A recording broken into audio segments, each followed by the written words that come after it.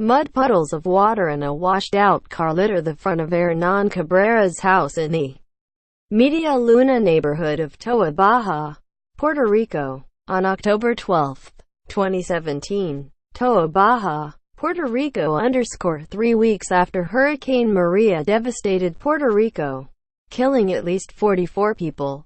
Jose Vargas surveyed street after street lined with mounds of soaking garbage mixed with mud, trees and sometimes dead animals. You couldn't make a better breeding ground for rats, roaches and all sorts of nasty diseases, the public health volunteer said. And every day the fetid piles stay there, the risk of an epidemic grows. We're already building the next disaster, he said. Maria turned life for many of Puerto Rico's 3.4 million residents into a nightmarish scramble for food and water as overtaxed authorities struggle to deliver supplies, save lives and restore basic services. An estimated 80% of the island still doesn't have power and 40% have no running water. Given the scale of the damage, it's no surprise that trash pickup isn't a priority. But public health experts fear that the rotting mounds are setting the stage for a new wave of problems, beyond the deaths directly attributed to the storm. Officials say 4 other fatalities may have been caused by leptospirosis, a bacterial infection caused by rodent urine tainting the water from springs. 6 more people are being evaluated for the disease, which can lead to kidney damage, liver failure and meningitis. But if the island's debris and garbage aren't dealt with quickly, those numbers will likely grow, experts fear. Jose Vargas Vito is a doctor and local senator who has spent more than 2 decades providing emergency medical services in places like Haiti, Guatemala and Nicaragua. Since Maria hit, his organization, Iniciativa Comunitaria, has been operating a free clinic in a school in Toa Baja, the low-lying town, about 20 minutes from the capital.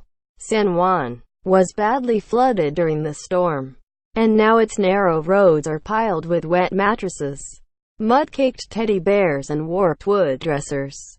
Vito said the storm had unmasked weaknesses in the island's healthcare system and caught the government flat-footed.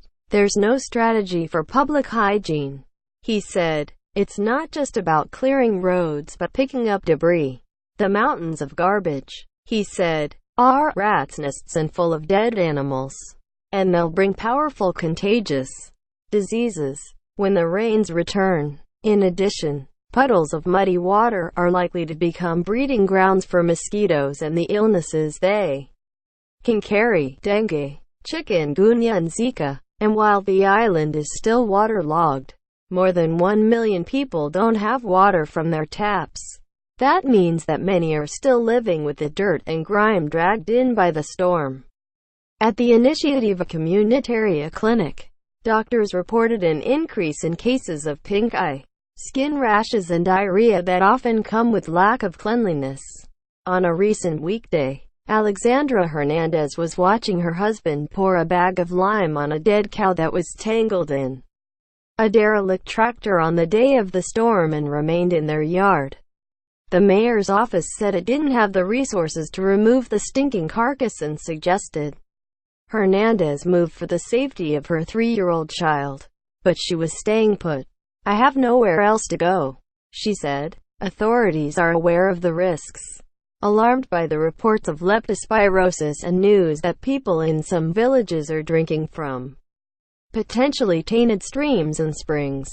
The government began distributing water purification pills and filters this past week. But critics say the initiative, which came 20 days after Maria hit, was too little, too late. Puerto Rico Health Secretary Rafael Rodriguez defended his office, saying he'd been instructing islanders for months not to drink untreated water. Because of this, there haven't been more deaths, he said at a news conference.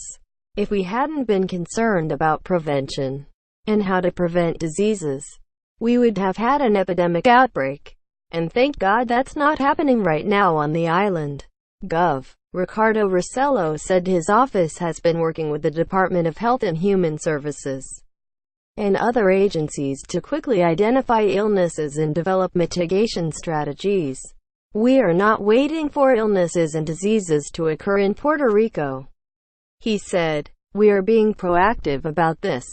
But some aren't waiting for water to return and for the government to act. Mary Ellis Nieves, a nursing assistant, said she hadn't let her 2 young sons leave the house for days because she was afraid they might romp through the mud and garbage piled up on the street. Her 3-year-old had already had a fever and broken out with a rash.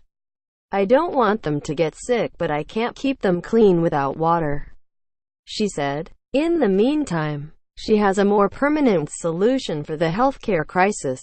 She's taking her children to Ohio. Visit Miami Herald at www.miamiherald.com.